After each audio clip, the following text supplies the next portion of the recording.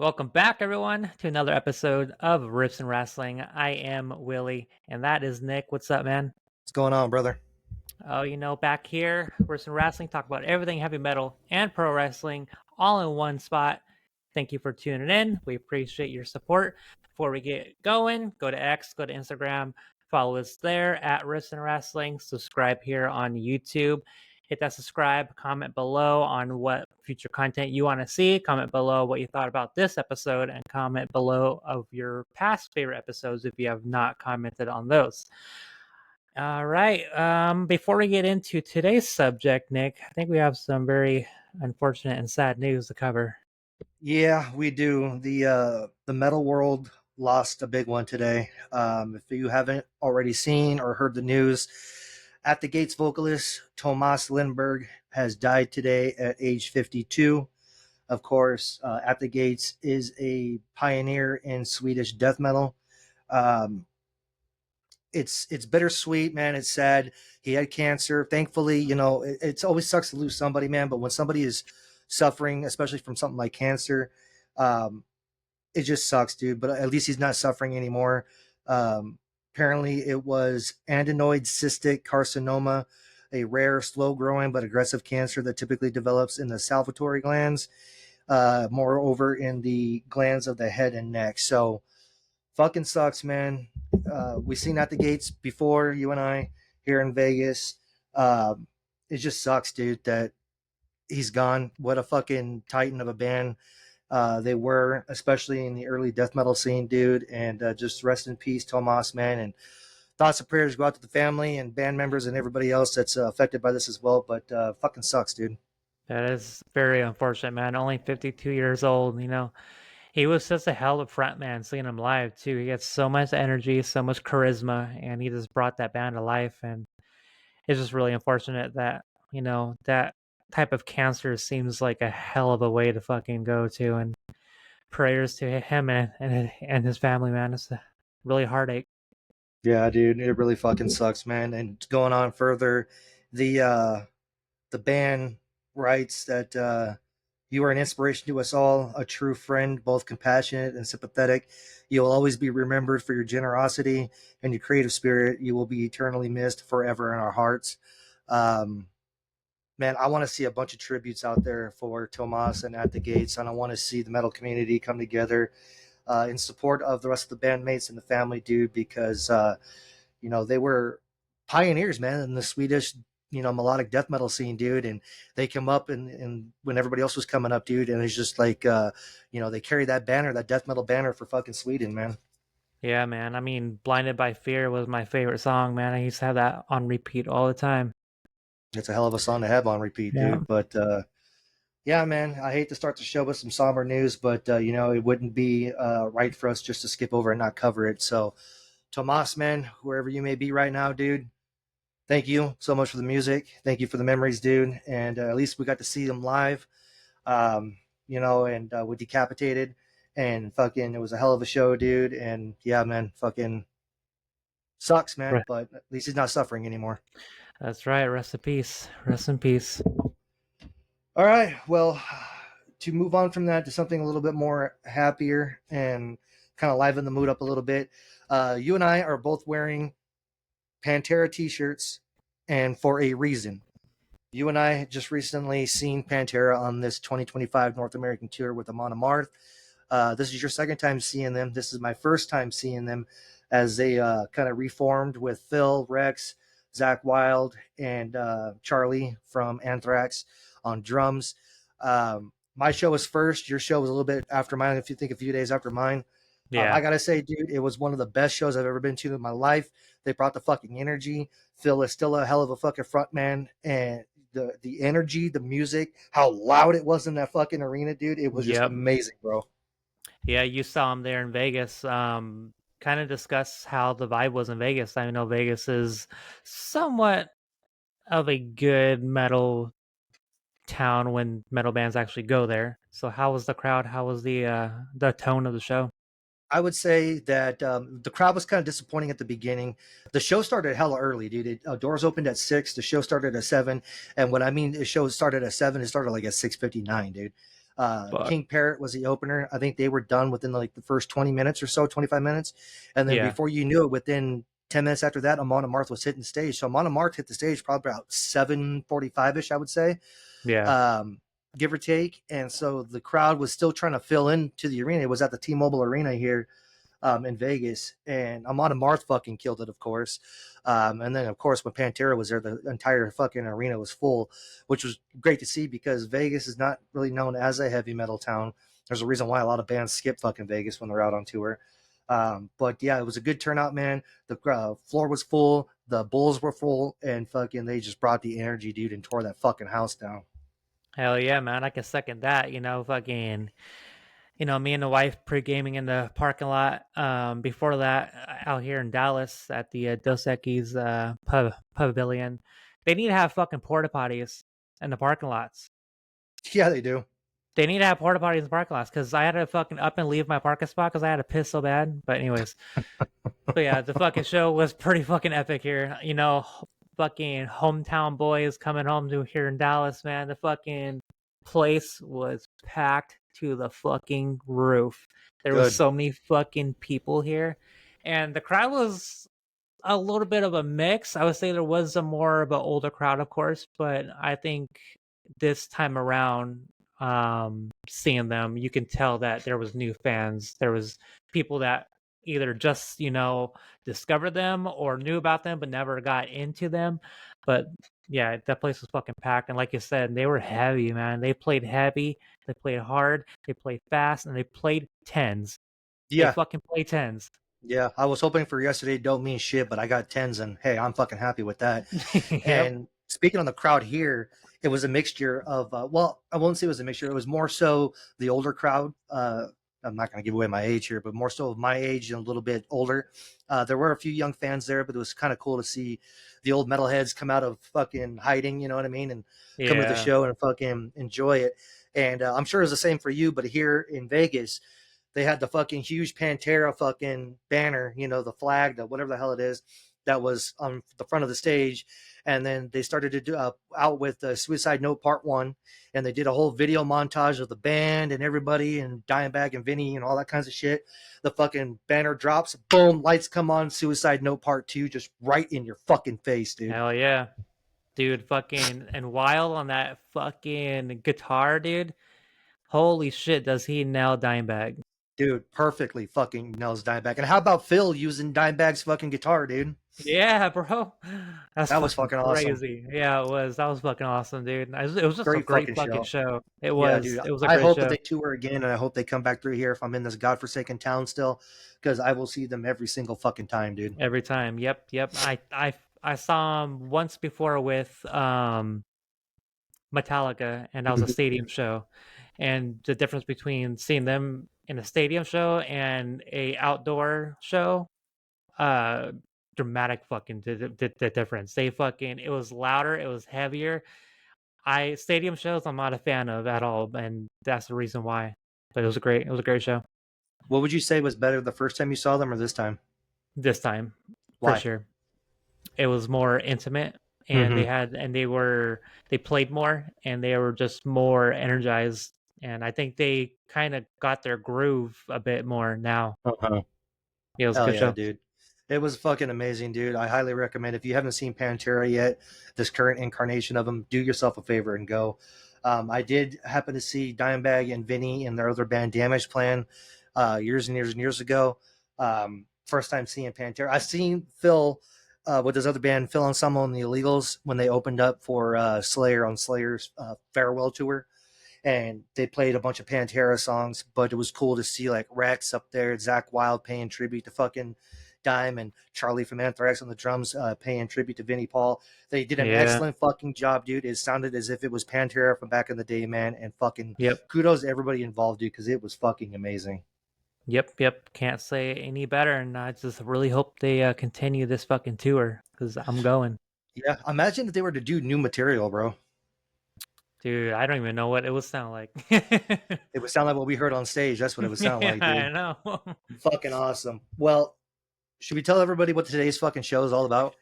Oh man, let's get to it, Do it. ladies and gentlemen. We are going to battle it out a little bit with some debut albums. So this is probably going to be a series of ours that we're going to do because it already sounds fun and it's going to be fun.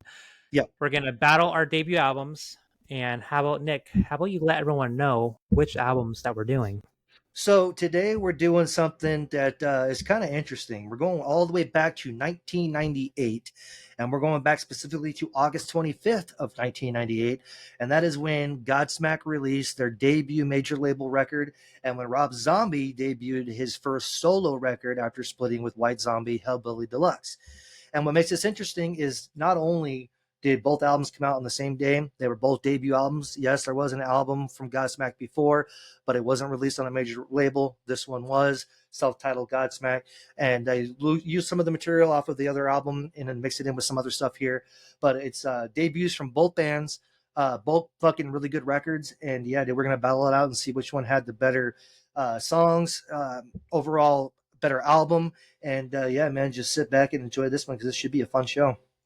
Yeah, I didn't even know that I knew these two albums came out in the same year, but I had no fucking idea they came out on the same day.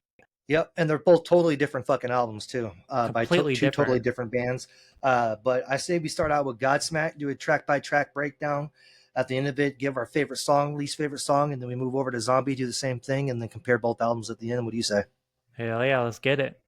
Yeah. So kicking off Godsmack from 1998, we've got track number one, Moon Baby, coming in at 4 minutes and 23 seconds. Willie, your thoughts on Moon Baby? I fucking love this song. So growing up, just some context, right? Growing up, Godsmack was my favorite band for the longest fucking time as a kid, and I have a favorite album, and it was not this one, unfortunately, but this album does kick fucking ass. And track number one, Moon Baby, I had this song on my fucking little MP3 player when I went to school, and this song used to play like every fucking morning while I fucking walked to fucking school. I don't know what it is about the song. It's not everyone's favorite, but I actually really fucking enjoy it. Yeah, it's a good track. I don't know if I would have picked this as the opener of the album, to be honest with you. There's some other Yeah. songs on this record that kind of kick a little bit more ass than Moon Baby does, but it's a fun song to open up the Yep. record. It gets you going, and you could definitely hear where Godsmack would evolve to in later albums, specifically the one that came after this, Awake. But it's a good album, or I'm sorry, good song, a good opener for the album. And yeah, I mean, I really don't have any issues with the song whatsoever. Yeah. It's a fun song and get you moving and get you ready for the rest of the album. Damn right it does. Moving over to track number two, we have probably their most popular song. This one was in heavy rotation on MTV. You've Yeah. got Whatever coming in at 3 minutes and 26 seconds. I fucking love this song still to this day, Willie. What about you? Yep, same. This is a classic Godsmack song, bro. This is fucking what you want to hear when you hear Godsmack. And what you said about Moon Baby shouldn't have been an opener. This was probably should have been the opening for this album. I agree. It was either this or the next song, Keep Away, that we'll get into in a Yep. second. It should have been one of the two openers for the album. But Yep. yeah, man, Whatever was fun. I remember the video was like a bunch of clips from them playing like festivals like Ozfest and shit. Yep. Um, but I mean, it's a fun song. And I want to talk about the band itself, dude, because on this record in particular, you got the good playing of the guitar, but it's the bass and the drums Yeah, in this man. album that really drives each track, dude. It's like it's a heavy Yeah. bass, it's a nice fucking sounding kick drum, and I love the sound of the fucking snare in this fucking album Dude. too.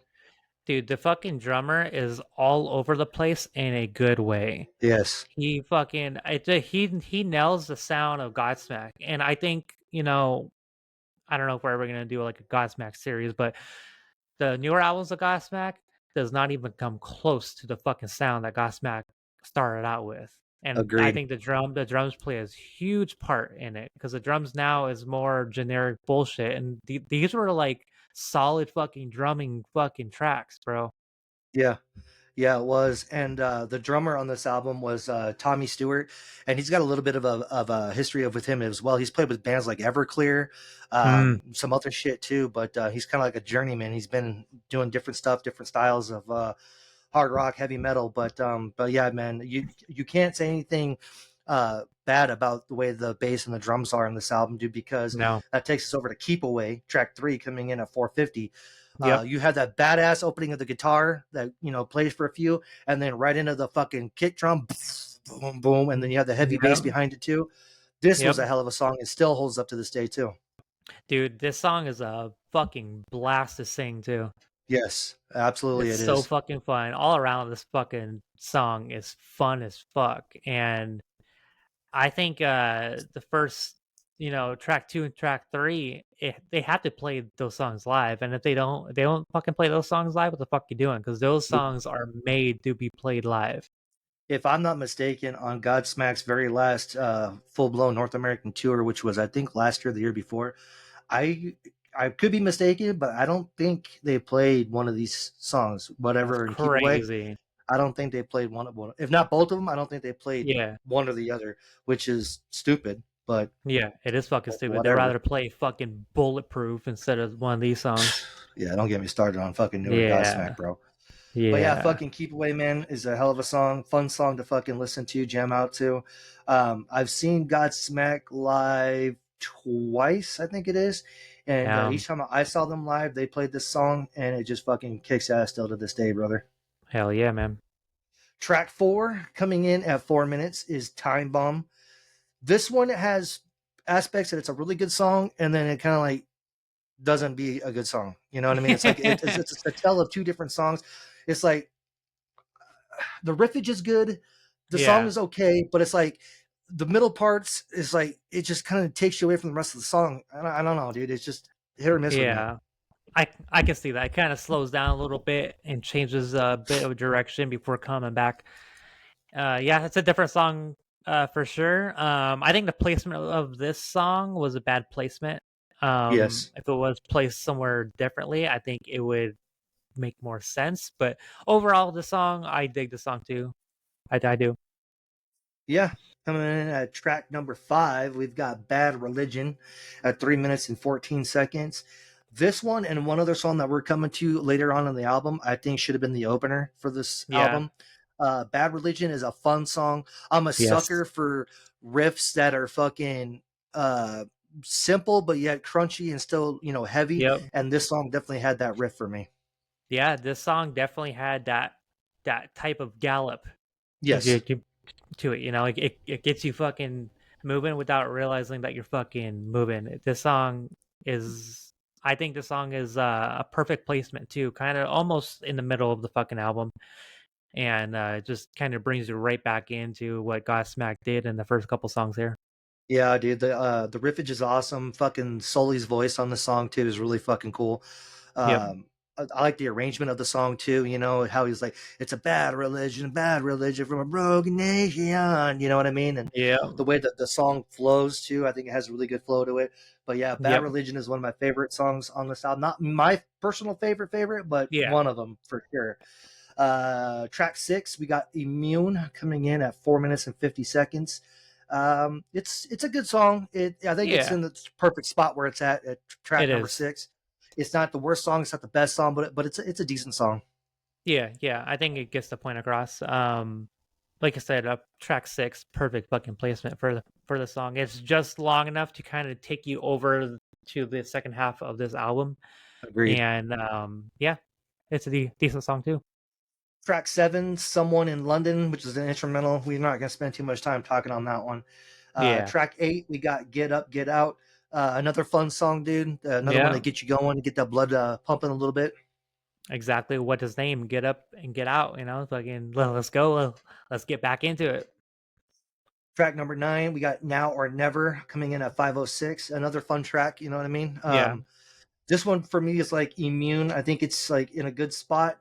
I think the song is better than "Immune" in ways, Okay. but I don't mind it. Interesting. Interesting. I thought Immune was better than this song. Yeah, I Yeah, can see for that. me. I think from fucking track 8 all the way through track 12, the last song on the album, I think are really good closing songs. The album was Yeah. like hitting its stride, hitting its purpose, and it was just like track after track after track took you all the way to the end. Yep. And you don't get that a lot, especially in hard Nope. rock heavy metal bands. Yep. Yep. Not at all. And Yeah, just moving on. Number 9 there now, or number 10, Stress. I want to stress this fucking song because the way his vocals like start and the song Yeah. starts, he's like, "Let's fucking go. We're back into it," and it's like Yep. it gets you like involved. You're like, "Oh shit, he's fucking yelling at me, bro." It's a great Yep. fucking track. I love Stress. Stress is one. I don't know if I would say it's my favorite track on the album, but Stress. I can't stress enough, as you said, it's a great fucking song. This should have been the opener, in my opinion. This song Ooh, here. okay, This was gonna let you know what you were in store for on a debut album of Godsmack. I can't interesting. say anything bad about this song, dude. It's Nope. again, I'm a sucker for that simple fucking just get up and go, Yep. and this was that song. Yep. Yep. I can't agree more. And it's just a perfect 5-minute song, bro. Yes, dude. This song, Perfect like you were 5-minute saying song. about Moon Baby, this is a song that I Hmm. could have on repeat myself. Yeah. Yep. Same. Track number 11, we got Situation, 5 minutes and 47 seconds. What do you think about this Situation, Willie? I thought it was too long of a song. It's a good song, not one of my favorites on the album. Um, yeah, if the time was cut just a little bit, it would have been better. Agreed. Yeah, I think the song is a little too long. Not a bad song, not a great song, but yeah, track 11, Situation, just a little bit shorter would Yeah. have done the song more favor. Closing out the album, we've got the track of Voodoo. And again, I've said it on previous episodes, you need a strong opener and a strong closer. And I think this Yep. album achieved that with Moon Baby and Voodoo. Fucking voodoo, dude. This is probably the first song I ever memorized the lyrics to. Yeah. This is probably the Yep. first song. It's a classic song. If everyone knows fucking voodoo, it plays on the radio every fucking day. It's Yeah. a great track. It is a great track, dude. And it's a fun video, too. If anybody hasn't seen the music video, it's a fun video, too. Yep. Um, it's still a song that holds up to today, too. It's still in heavy rotation on radio airplay. Yeah. I can't say anything bad about the song. It was a good closer for the album. And yeah, dude, overall, like the album itself is not bad, dude, for a debut album. Not at all. I mean, I especially with the closer, Voodoo is such a different song. It's a different Yes. fucking song. They have fucking bongos in it. You know, it's like Yeah. it's a rock song with bongos in it, and it's like who can pull this off? Well, this weird band Godsmack that fucking came out of 1998 out of fucking nowhere, Yep. you know, and they Yep. fucking nailed it. They nailed this fucking album track by track, and yeah, I think this was a very very very strong debut. Do you remember how Godsmack got their name? It was the Alice in Chains song. Yes, it was. It was an Alice in Yep. Chains song indeed. Um, I think it was a fantastic, well, not a fantastic, it was a great record, debut record. It definitely sounds fucking late 90s for sure, for sure. Yeah, You know, it the did. riffage, the lyrics, the way the songs are put together, it definitely feels 90s, but in a Yeah, good way. You know what I mean? right. Favorite track on the album, Willie? Oh man, this is a really hard fucking one to pick a favorite. Yep. Just because I I probably heard it the most and it's such a fun song to sing, I would probably say Keep Away would be my favorite on the album. See, I was gonna say Keep Away as well, but I think fucking Stress it might Yeah? edge it out a bit. Yeah. Damn, dude. I mean, it's a Okay. 1A, 1B for me. You know what I mean? Like Yeah. I could either one would number one would be fine. You know what I'm saying? Yeah, yeah, that makes Um, sense. but I think for the sake of argument, since you picked Keep Away, I'll go ahead and pick Stress for this album. Okay. Least favorite? Least favorite, I might have to go with Situation. Yeah, I was gonna say the same thing too. Situation was Yeah. just too long of a situation. You know what I'm saying? Yeah, it wasn't my situation, so But yeah, no. that's Godsmack's debut record on a major label from 1998. Uh, Overall, good record. And yeah, man, if of course the audience out there, if you haven't checked out that album, please do yourself a favor and go check it out. Yeah. Before we get into, oh, sorry, would you want to ask something? I was I was just gonna say I think that's a very underrated album from Godsmack too. I think people only know like the 3 songs that are on there, and Yeah, they don't really know much else on there. And I think it's a very underrated yeah. album. I will tell you though, a majority of the album it took me a little while to get into. When this album first came out, I wasn't as big on it as I am now. Mm, The album had to grow on me. You know what I mean? yeah, Um, Moon Baby, whatever, Keep Away, and Bad Religion all stuck out to me in a good way. Yeah, But the rest of the album, like it had to like grow on me, and then that makes obviously sense. Stress too. You know what I mean? Yeah. Uh, but yeah, I mean it's a good record, good album overall.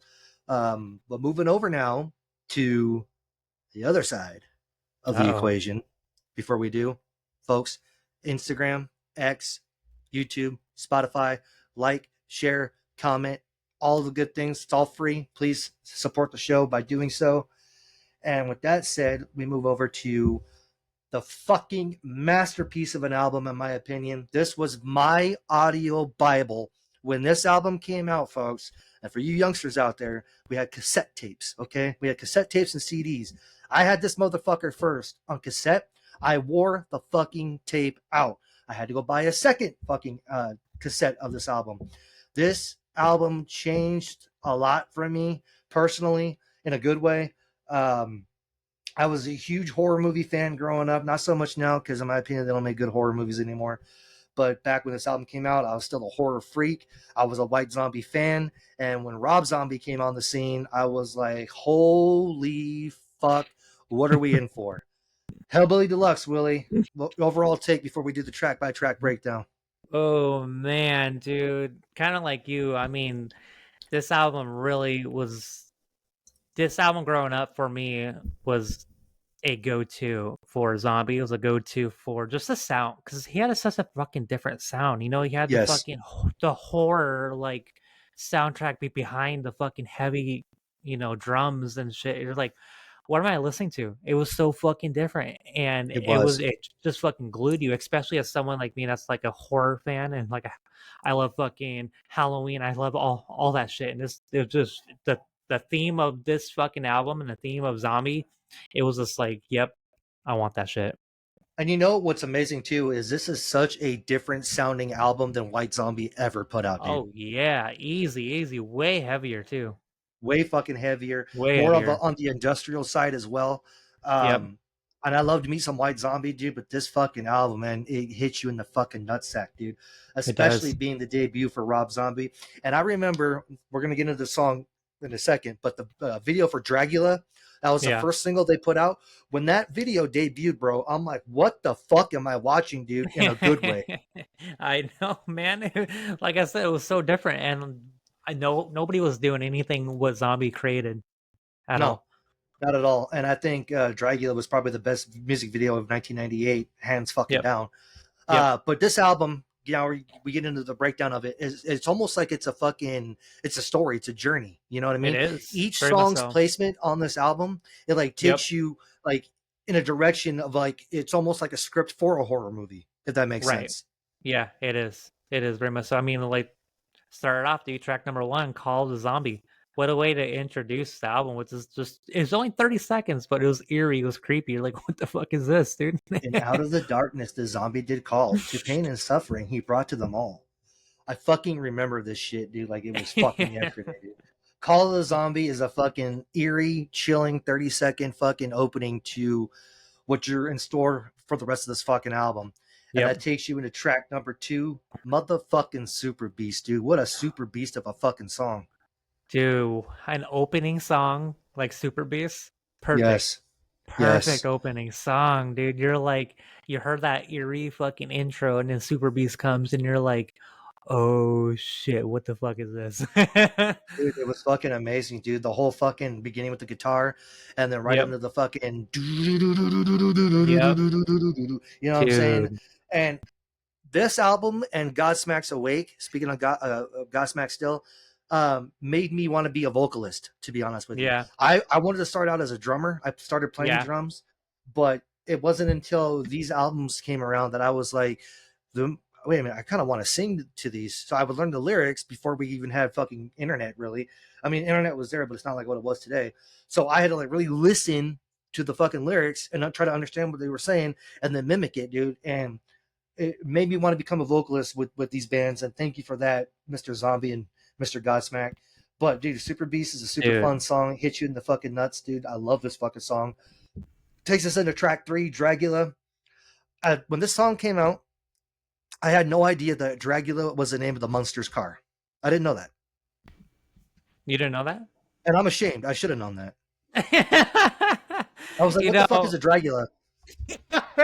is that like Dracula or what? You know, And you know what's funny that's funny too shit. is in the obviously in the lyrics when he says slam in the back of my Yeah, Dragula.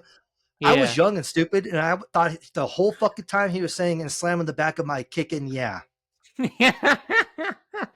I admit it right here on the podcast. I was a fucking idiot. Okay, I was a Little fucking. You Nick. can clip that shit too. Little Nick. Yeah, little fucking dumbass. Slam in the back of my kicking. Yeah, whatever the fuck that means. Yeah, bro. But yeah, dude, Dragula, dude, this music video, man, it's like it Dude, accompanies the song so fucking perfectly. it's iconic. If you if you ask anybody, what do you know who Rob Zombie is? This video is what gets into their mind because this video is so iconic. Even me to this day, knowing a lot of Zombie now, right? Still, when I think of Zombie, I go back to this fucking video always. It was a great first single to put out of this record. It was a great first single to get people to experience what Rob Zombie was about, not Yep. White Zombie anymore. We're talking Rob Zombie, Nope. and he's like definitive. I'm here. This is Yep. me. This is my shit.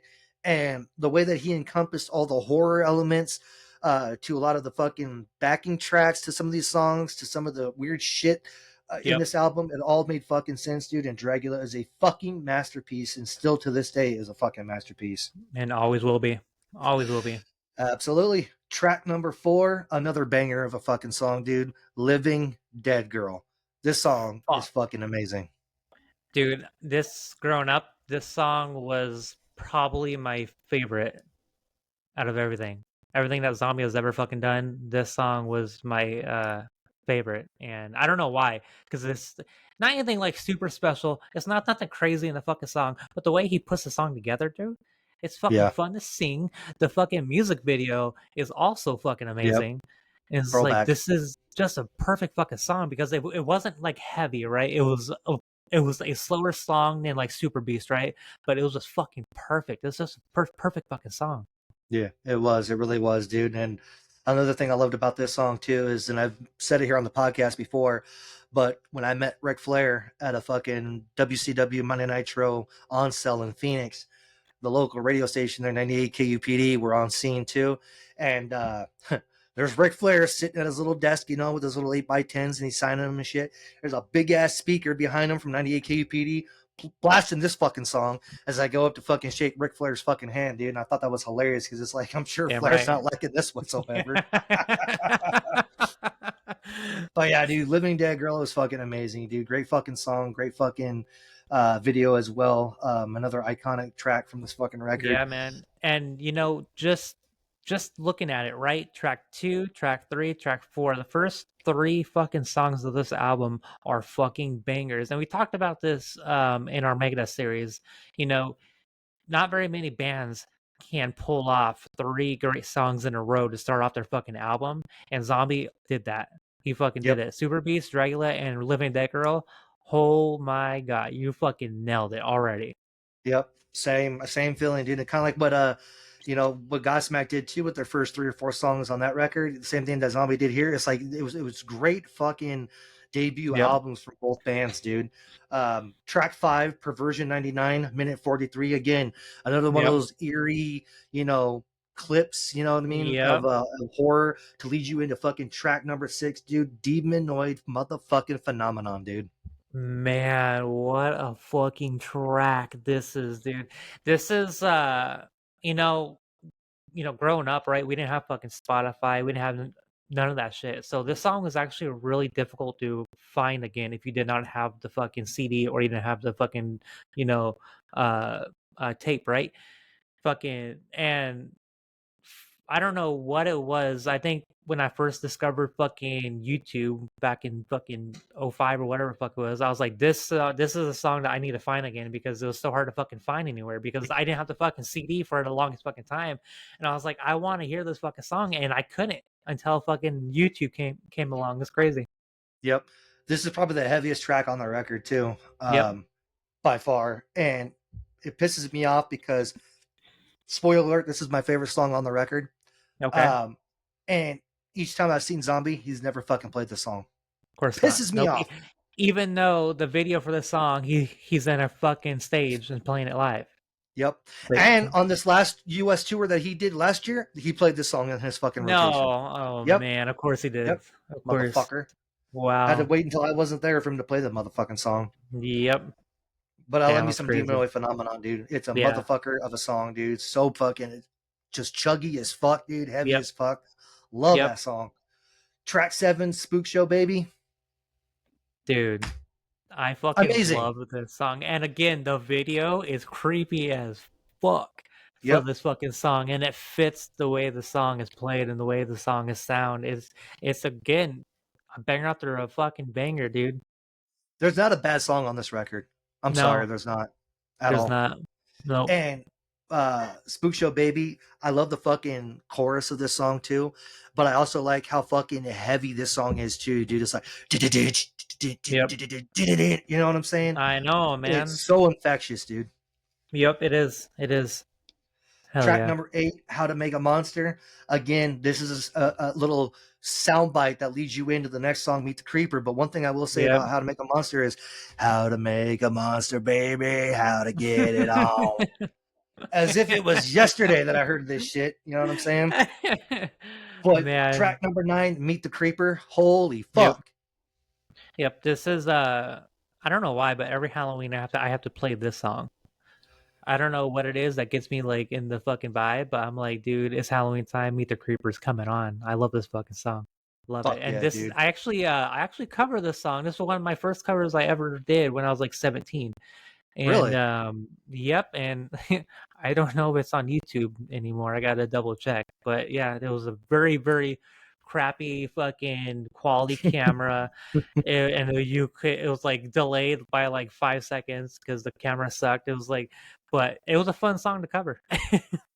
Fuck yeah, dude. And it's a fun song to sing too, let me tell you. Track number 10, The Ballad of Resurrection Joe and Rosa Whore. What a name Another that is. fucking yeah, dude, and another banger of a song too. Yeah, this is a great fucking song, and especially I think it was a perfect placement after fucking Meet the Creeper too. Just track number 10. We're kind of winding down in that the album now, and it was just a perfect placement for the song. And it's still, dude, like Godsmack's last like 3 or 4 songs on the album was like great fucking boom, boom, boom to close it out. Yep, Same thing on this album here too, man. It's boom, boom, yep, boom to fucking close it out. You know what I'm saying? yep. I Uh, agree. track 11, What Lurks on Channel X. Well, I can tell you what lurked in my mind is another banger of a fucking song, dude. I know, dude. This is like a simple 2 30 minute, 2 minute and 30 second song, and it was just a fucking banger. It was just like it came in and came out, and it fucking nailed it. It's a great song. Track 12, I think, is one of like the most underrated Rob Zombie songs ever. Never gets enough love. Nobody ever talks about this song. Nope. Return of the Phantom Stranger, brother. Fucking love it. Again, the video. How many fucking videos did he do for this album alone? Almost every song is a So fucking video. my understanding is that these videos were filmed, but they were never put out, and it wasn't until he did that best of box set, whatever the hell it was, that he put Oh, out, okay. that all of the videos were released finally. But he Okay. had filmed videos for each and every song. Uh, and I'm sure it's the record label who said, no, we got to put this one out for this song, this one out for this song. Yeah. But if they would have done what nobody's ever done before and put out a fucking video for every single fucking track, Right. especially in the MTV dominant era, dude, Dude, what that's money. how many more album sales would he have gotten off of this compared to Fuck, what he dude. already had? Yeah, because that video for Phantom Stranger, bro, it was creepy. They're in the cemetery. He's a fucking, he's dead with the skeleton suit on. It's fucking amazing. Great fucking It way to is. close out the album. Yes, dude. It's a banger of a song, dude. Banger of a video too. I mean, there's nothing that bad that you say. There's nothing you can say bad about this song or Yep. this album. Um, the beginning of the end, track 13, minute 52. Again, another one of those sound bites that take you out, dude, of the record. Yep. But this was my personal audio Bible. I cannot stress it enough. I listen to this fucking thing 3 to 4 times a day, every single day for as long as I could possibly remember. And people say, "Oh, you're a metalhead. You know, you should be listening to fucking Slayer and fucking Exodus." I do listen to Slayer and Exodus, and this song or this album is heavy as fuck too. So It fuck me. is. That was a great fucking album. I mean, like you said, you have to have a great opener and then a great closer. Fucking Super Beast to open, and then Phantom Stranger to close it out. Yep, Perfect. And then yep. everything in between is like a fucking masterpiece. Masterpiece. In my opinion, I don't think Rob Zombie has done a better album than this one. I was actually gonna bring that up. This is his best album he's ever made. Yep, this album and the album that came after this, the Sinister Urge. I think Yep. after Sinister Urge, I had the urge to stop listening to Rob Zombie music because it just Yep. changed. And you know what it was too, and that's why I'm so hopeful now that Riggs is back as his guitarist, which was the Mm, guitarist on this album and fucking Sinister Urge. I'm yep. hoping they create new music, dude, and it sounds like those two albums. Please bring back classic fucking Zombie, dude, because look, Man. John Five is a great guitarist. John Five can play the guitar really well. He fit Right. perfectly for Manson, but he did Yes. not fit perfectly for Zombie, dude. No. No, it changed the sound completely. And I don't know. I think Zombie's okay doing what he's doing. I have a really hard time thinking he's gonna make anything that sounds like this album. I mean, I can hope, dude. I can really hope, man. But yeah, when John Five was in the band, dude, it was like it got more psychedelic, it got more funky. You know what I mean? Mm-hmm. It just lost the spirit of what Rob Zombie was, especially with Yep. this album. You know what I mean? Yep. The I agree. fucking the craziness, you know, the over the topness, the fucking just everything that made Rob Zombie went Yep. away after the second album. You know what I mean? Yep. But this one right here, dude, holy shit, I still can't get over how great of an album this fucking thing is, bro. Favorite So song on the you album? my favorite, oh man, it's really fucking hard. I would have to go with Living Dead Girl because it was always my favorite. And then a close second is actually Spook Show Baby. The fucking opening to that song it reels me in every fucking time. Hell yeah. Hell yeah. Obviously, I said Demonoid Phenomenon was my favorite earlier, and I'm going to stick to that. Um, least favorite song on the record? Oh man, are we counting the little 1 minute ones or no? I mean, the only one I think that you can count really is How to Make a Monster because it was technically a song. It was just like Yeah, sounded like it was recorded like 2 miles away. I'm gonna have to go with that one then. I am going to be that asshole and say I can't pick one. I cannot pick a least favorite song on this record, dude. I can't. I don't blame you, man. It's a great fucking album. To me, this was a perfect album. To me personally, Yeah, and my fandom at my age when this album came out, and how right. much I was into horror flicks, dude. This is the perfect album. Still is, in my opinion, the Yep, perfect fucking album. yep, yep. Nothing will come close to it. Okay, so now that takes us to. Oh, by the way, I have to mention too that the fucking cover art on this album is Oh fucking yeah, dude. fantastic, dude. Perfect, dude. Like what is that? Who is Like if that? you didn't know White Zombie, right? If you didn't know shit Yeah. about White Zombie, right?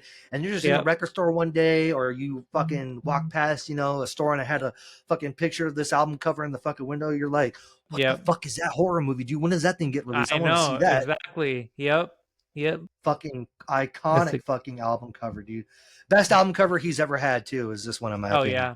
Yep. I agree. 1%.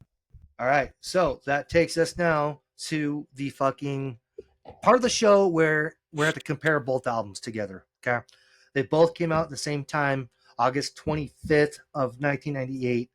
Godsmack did a really good job. Rob Zombie did a really good job. Both debut Yep. albums. Willie, what say you?